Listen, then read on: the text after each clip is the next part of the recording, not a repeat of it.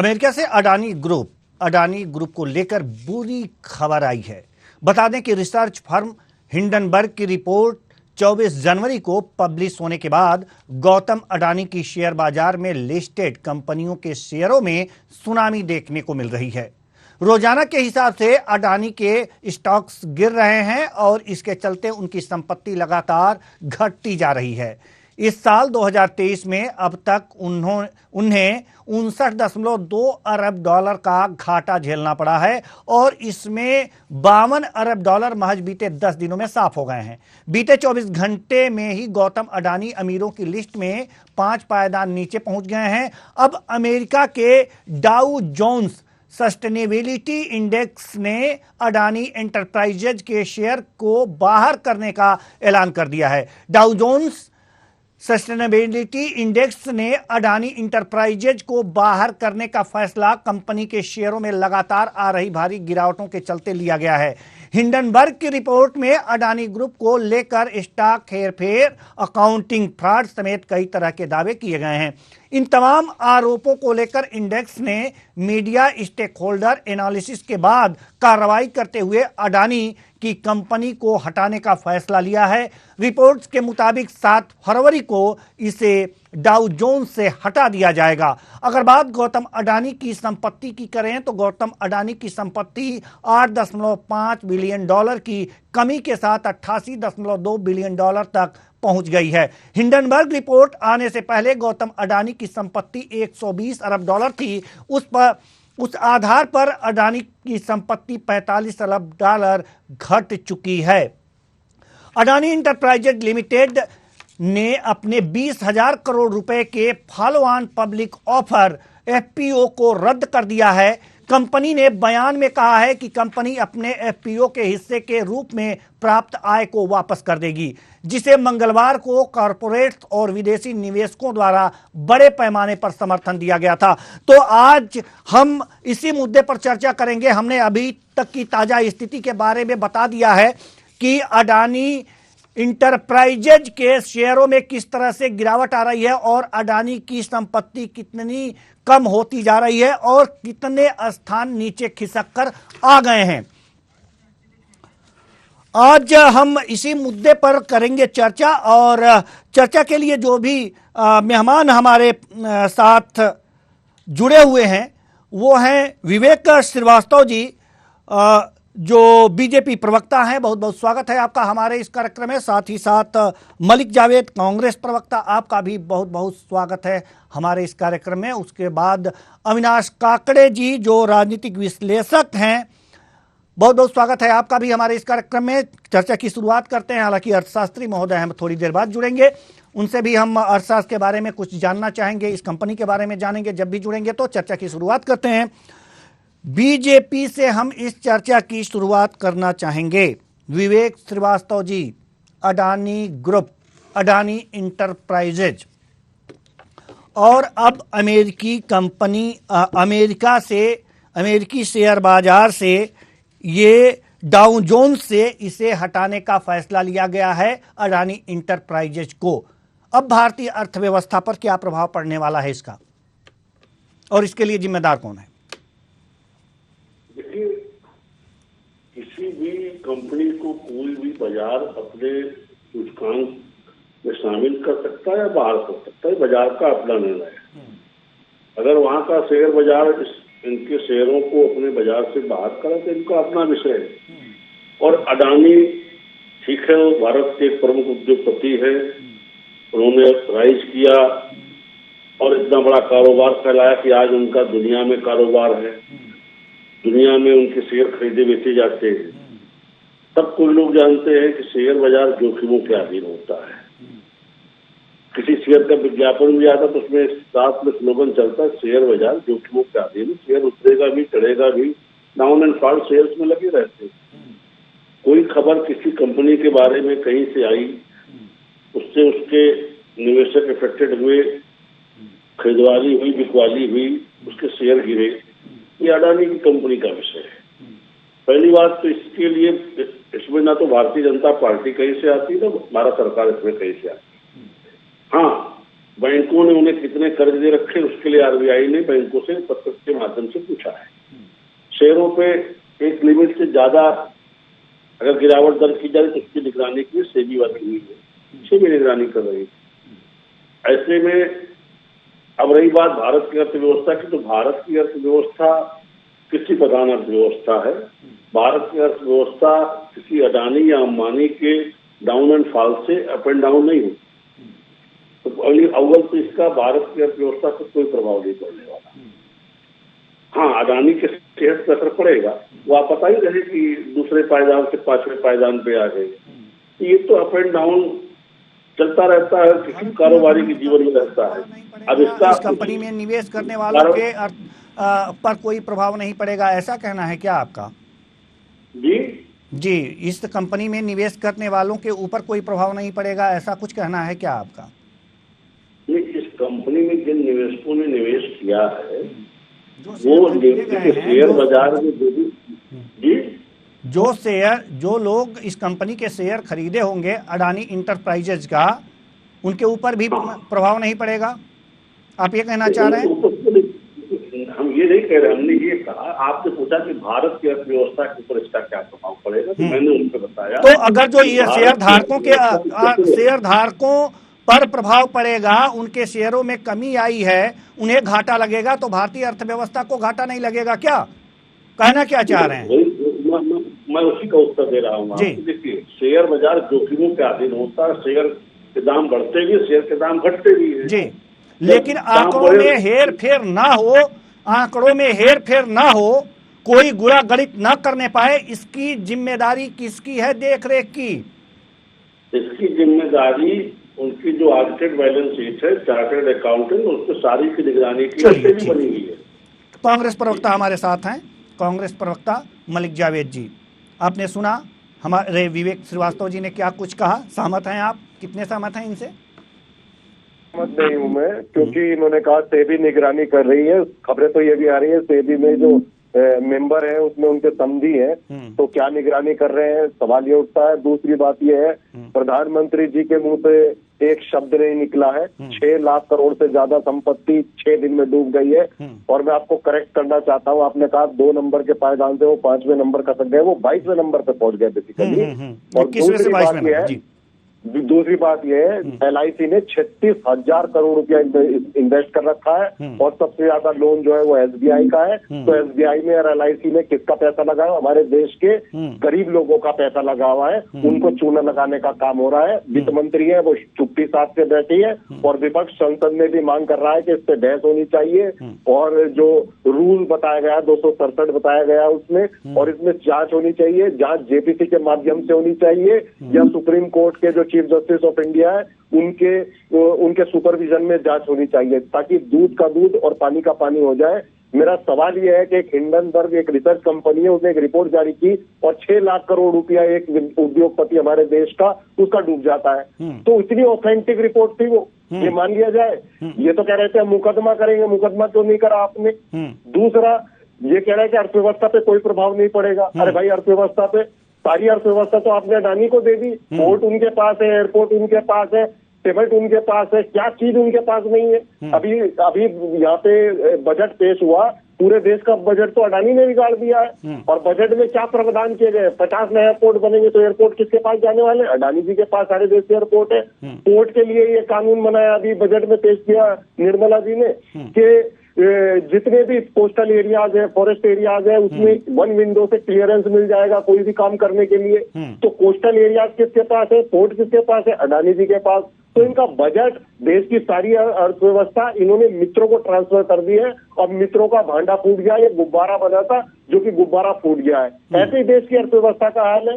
अर्थव्यवस्था का हाल ये है कि 153 लाख करोड़ का कर्ज हो गया है देश पे। जब हमने छोड़ा था तो 54 लाख करोड़ का कर्ज था। तो ये भी एक गुब्बारा है, जल्दी फूटेगा, सब सामने आएगा।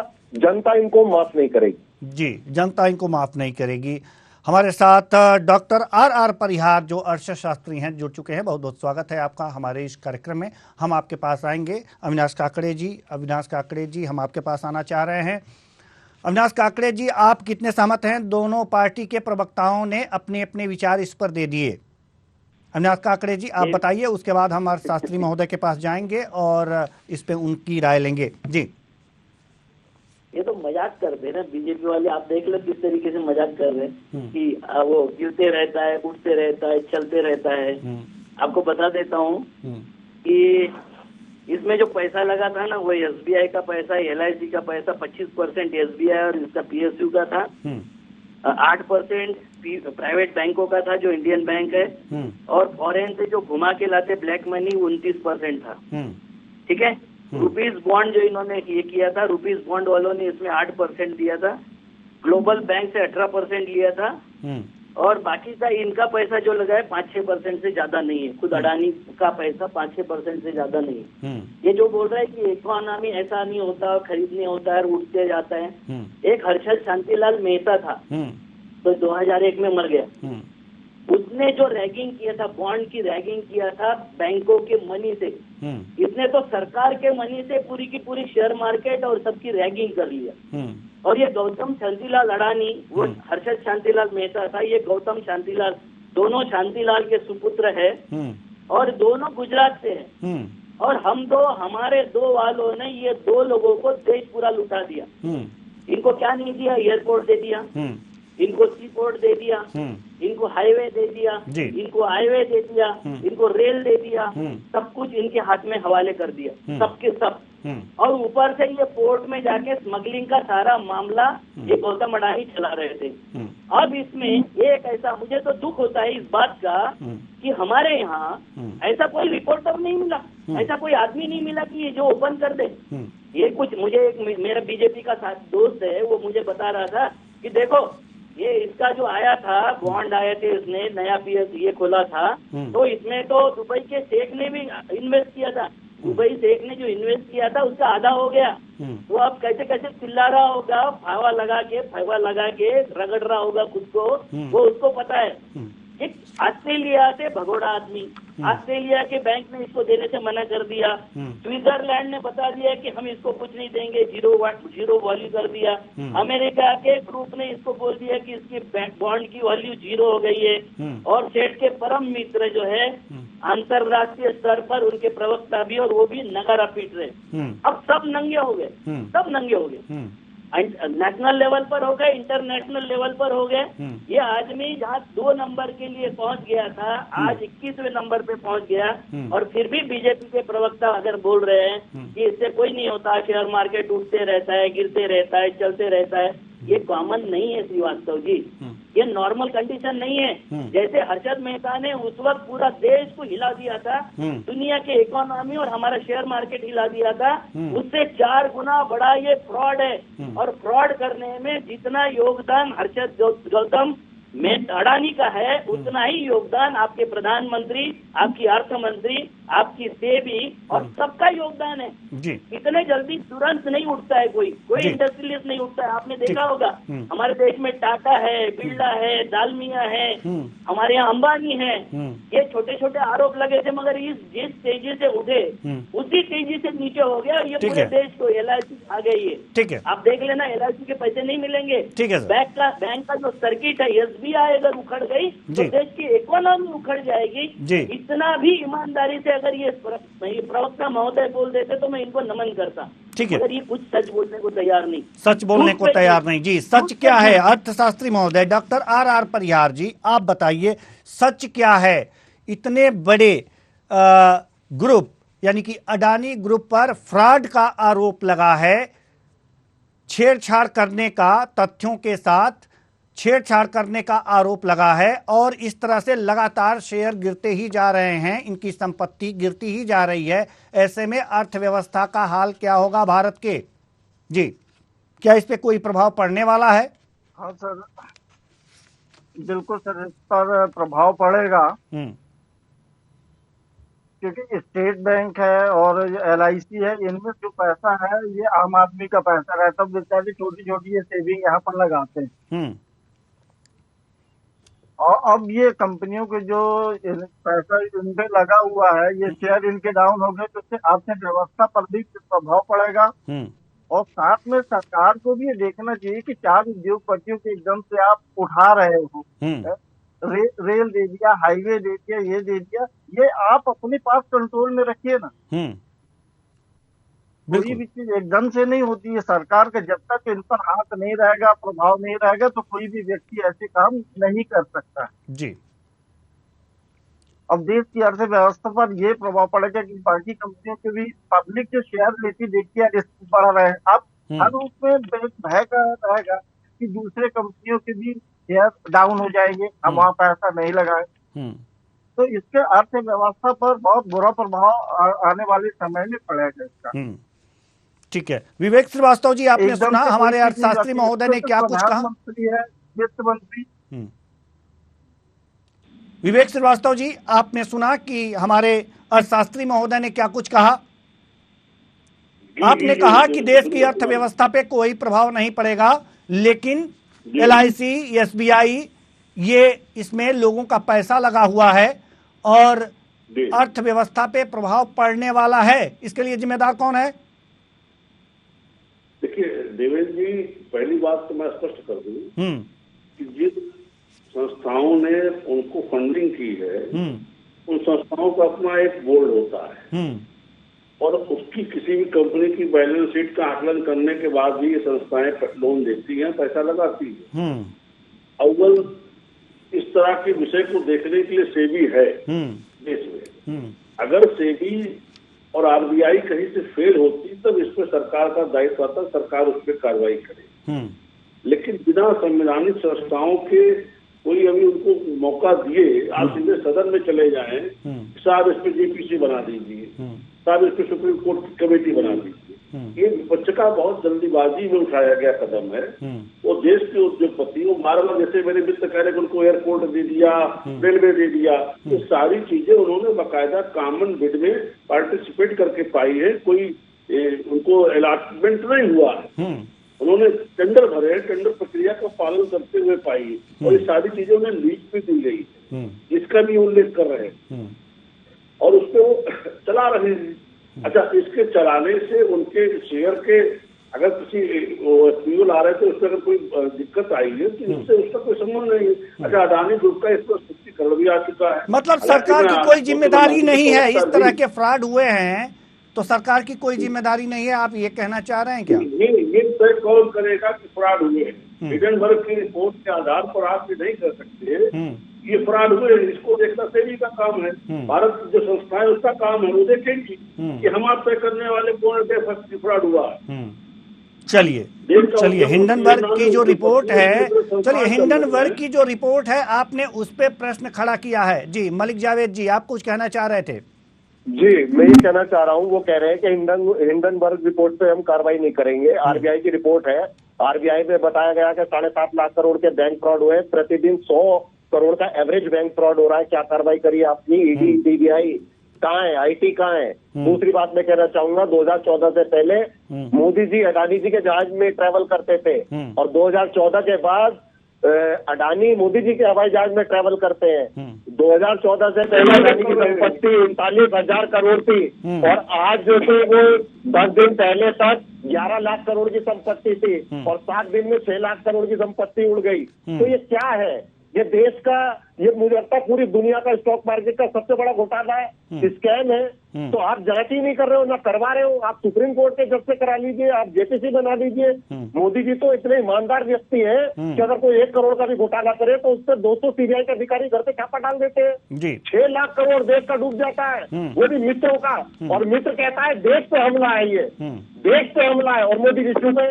मोदी जी तो ईट से ईट बजा देते हैं अगर देश पे हमला होता है तो। अरे देश पे हमला हो रहा है, प्रधानमंत्री चुप है। जी अडानी जी स्वयं कहे कि देश पे हमला है, तो रक्षा मंत्री कहाँ है? हमारे देश पे हमला है तो प्रधानमंत्री कहाँ है? वित्त मंत्री कहाँ है? सारी फौज लगा दीजिए, हमारे देश पे हमला हो रहा है। विवेक जी जवाब दीजिए, विवेक जी जवाब दीजिए, जवाब दीजिए आप। देखिए देवेंद्र जी, इनकी पीड़ा ये है कि कभी गौतम अडानी ने जहाज दिया होगा चुनाव प्रचार के दौरान, ये आज गौतम अडानी को फांसी लटका देना चाहते हैं। इनकी पीड़ा जायज, इसको समझा जा सकता है। और जिस तरह से कांग्रेस सड़क पर उतर आई है, राहुल गांधी की सड़क पैदल पैदल घूम रहे, इससे पीड़ा का अंदाजा सबको हो जाता है। अब गौतम अडानी देश के उद्योगपति है, इस देश के नागरिक है, उन्होंने ऊंचाई प्राप्त की है।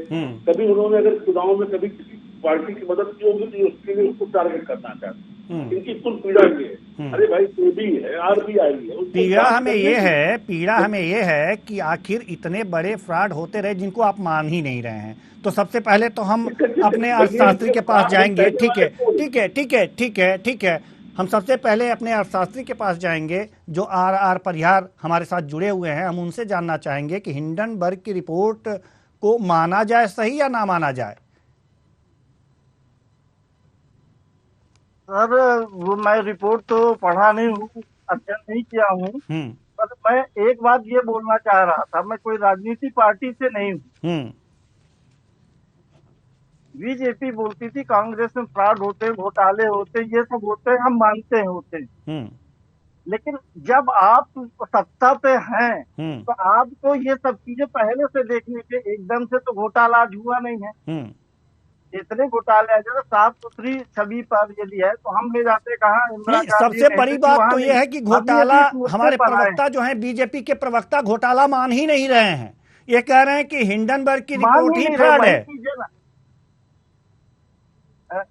प्रवक्ता इसलिए नहीं मान रहे सर कि जो कांग्रेस करती थी वो कह के यहाँ आए वो उससे ज्यादा घोटाले पर लेते हैं, इसलिए तो मानेंगे नहीं वो जी। तो सवाल अविनाश काकड़े जी, अविनाश काकड़े जी कुछ कहना चाह रहे हैं? नहीं किया हूँ, लेकिन सर इसका प्रभाव जी जी, अविनाश काकड़े जी कुछ कहना चाह रहे हैं। जी अविनाश काकड़े जी अपनी बात रखिए। देखो ये अगर घोटाला मान लेंगे तो इनकी नौकरी चली जाएगी। इनके ऊपर प्रेशर मत डालिए जी। इनका कोई बेचारे का ये नहीं, वो तो ऐसे ही आगे एडवोकेट करके आना पड़ता है।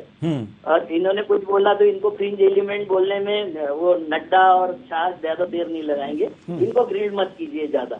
जो पूछते हैं, जो बताते हैं वो समझ लीजिए। हमको तो जनता के लिए बात करना है ना जी। तो जनता को मैं ये बताना चाहता हूँ, अभी जिस बोर्ड की ये बात कर रहे थे, ओपन टेंडर की बात कर रहे थे, तो पेट्रोलियम का भी बोर्ड है।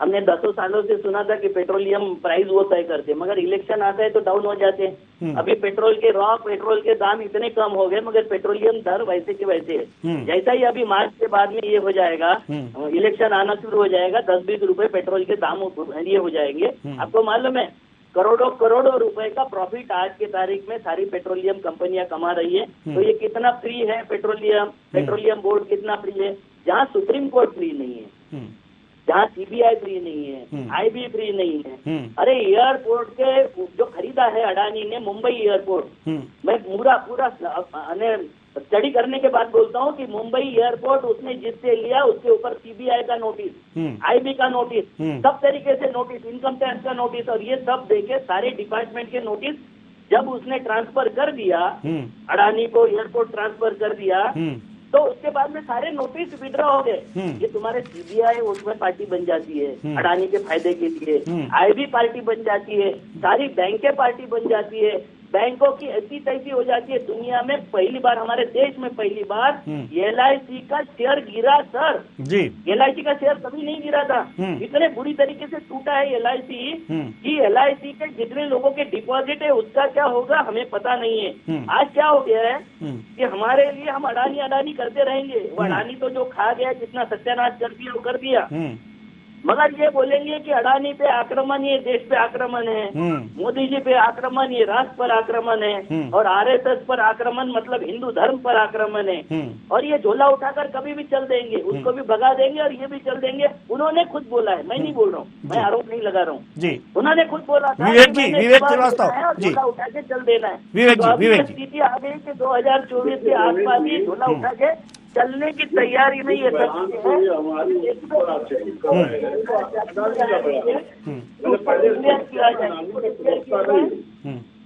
नाथन एंडरसन को क्रिमिनल डिक्लेयर किया जाए, उसके ऊपर 420, 120B IPC की धाराएं लगा के उसके ऊपर किया जाए। एंडरसन तो बोल ही रहे कि मैं अमेरिकन नागरिक हूँ, मेरे ऊपर अमेरिका में कार्रवाई करो।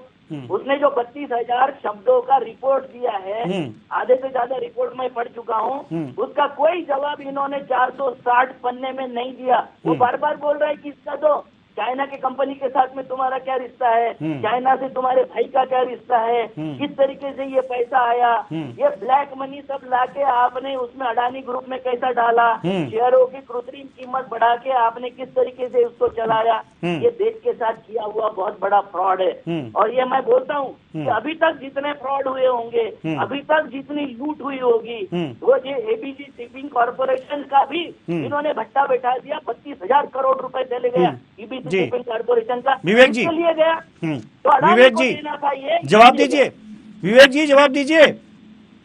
देखिए देवेंद्र जी, मैंने पहले स्पष्ट किया, मैं अडानी का प्रवक्ता नहीं हूँ। अडानी ने कहा कि ये राष्ट्र पे हमला, ये अडानी का अपना बयान है। भारतीय जनता पार्टी किसी प्रवक्ता ने ऐसा कोई बयान नहीं दिया। अब रही बात जिस तरह की ये अपनी भड़ास निकाल रहे कि मोदी जी पे हमला, राष्ट्र पे हमला, आरएसएस पे हमला, राष्ट्र पे हमला। देखिए, जो विषय पे बात करें, मैं सब लोग जानते हैं कि शेयर बाजार जोखिमों के अधीन होता है। जिन्होंने शेयर लिया उसकी जोखिम को नहीं, फ्रॉड हुआ है या नहीं हुआ है, क्या इसके लिए कोई जांच कमेटी बैठी? सेबी उसको देखने के लिए सेबी इसका काम करेगी अपना। जी, सेबी देख रेख काम करेगी। कब क्या करेगी? आखिर इतने शेयर गिरते जा रहे हैं, लोगों के पैसे डूबते जा रहे हैं, कब होगा ये? कब किया जाएगा? तारीख नहीं बताएंगे जी। शेयर के मूल्य जो भी है ये बाजार के अधीन होते नहीं नहीं नहीं सर, बाजार के अधीन होते हैं। आप हमें पढ़ा रहे हैं हम सबको कि हाँ जोखिमों के अधीन होते हैं। ठीक है, एडवर्टाइज कर रहे हैं क्या आप कि हाँ ये चीज ना खेलिए, ये जोखिमों के अधीन है? कौन नहीं जानता है, शेयर मार्केट ऊपर नीचे आते रहते हैं। लेकिन हिंडनबर्ग की रिपोर्ट अगर जो आप गलत मान रहे हैं और इससे इतना बड़ा नुकसान हुआ है, तो अब तक जांच कमेटी क्यों नहीं बैठी? जांच कमेटी तो बैठनी चाहिए या नहीं बैठनी चाहिए? आप ये बताइए, जांच कमेटी बैठनी चाहिए या नहीं बैठनी चाहिए? नहीं बैठनी चाहिए। क्यों बैठाएंगे? क्यों नहीं बैठाएंगे? आप बताइए क्यों नहीं बैठाएंगे? नहीं, आप बताइए क्यों नहीं बैठाएंगे? इतना बड़ा घोटाला, अगर जो कोई ये कहता है, कोई रिपोर्ट ये कहती है कि नहीं इतना बड़ा फ्रॉड हुआ है और उससे हमारे देश के नागरिकों का नुकसान होता है, हमारी अर्थव्यवस्था धराशायी होती है, तो हम जांच कमेटी क्यों नहीं बैठाएंगे? आप ये बताइए। सुन लीजिए। हाँ बताइए। देखिए, किसी भी विदेशी फर्म की रिपोर्ट पे हम अपने देश के उद्योगपति पे इस तरह की कार्रवाई क्यों करेंगे, जबकि उसको देखने के लिए हमारे यहाँ संविधान। सर, हम उद्योगपति पे कार्रवाई करने की बात कहाँ कह रहे हैं कि आप हमारे उद्योगपति पे कार्रवाई कीजिए? विवेक जी सुन तो लीजिए। हम उद्योगपति पे कार्रवाई करने की बात कहाँ कर रहे हैं? हम तो कह रहे हैं कि अगर जो रिपोर्ट झूठी है तो उस पर कार्रवाई करवाइए, कोई जांच कमेटी बैठाइए, उसे झूठा साबित करिए। इंटरनेशनल स्तर पर भी हमारी किरकिरी हो रही है और जो नुकसान हो रहा है वो अलग। देवेंद्र जी, मेरी बात डंका बज रहा है विदेश में, डंका बज रहा है। गतिविधियों को देखने के लिए हमारे यहाँ सेबी है।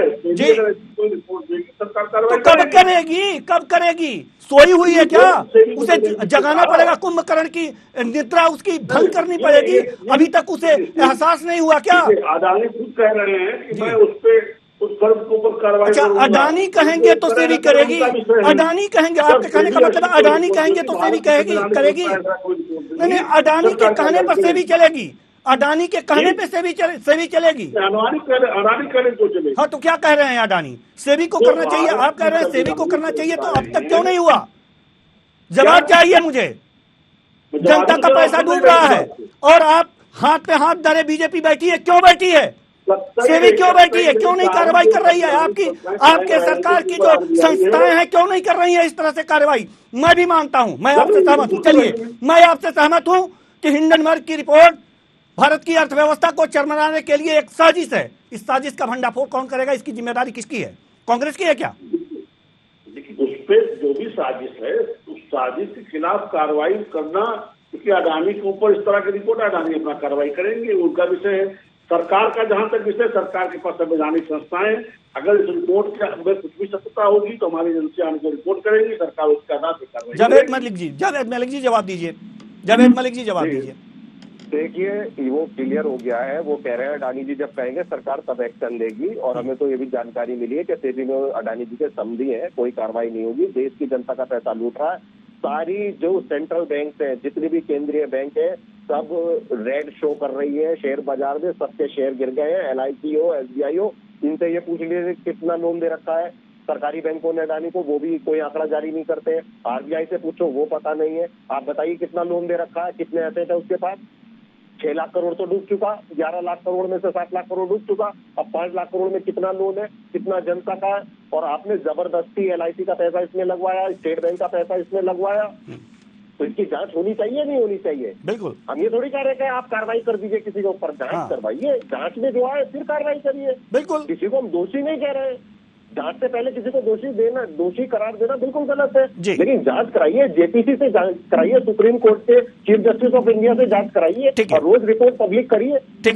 ठीक है सर, हमारे पास समय की कमी है, हम इस चर्चा को और आगे नहीं बढ़ा सकते, नहीं तो हम और भी कुछ प्रश्न हैं इसके जवाब लेते। बहुत बहुत धन्यवाद सभी मेहमानों का, आप आए और अपने अपने विचार साझा किए। तो कुल मिलाकर के जो हिंडनबर्ग की रिपोर्ट है इसने भूचाल ला दिया है। भारतीय शेयर बाजारों में अडानी इंटरप्राइजेज के लगातार शेयरों के दाम गिरते जा रहे हैं और अमेरिका की डाउ जोन्स से बाहर हो रही है अडानी इंटरप्राइजेज, यानी कि जनता के पैसे लगातार कम होते जा रहे हैं। अब जरूरी यह है, या तो आप जो हिंडनबर्ग की रिपोर्ट है उसे सही मानते हुए सरकार को कार्रवाई करनी चाहिए या इस रिपोर्ट की जांच करनी चाहिए, जिससे कि दूध का दूध और पानी का पानी हो सके। फिलहाल इस कार्यक्रम में इतना ही, मुझे दीजिए इजाजत, नमस्कार।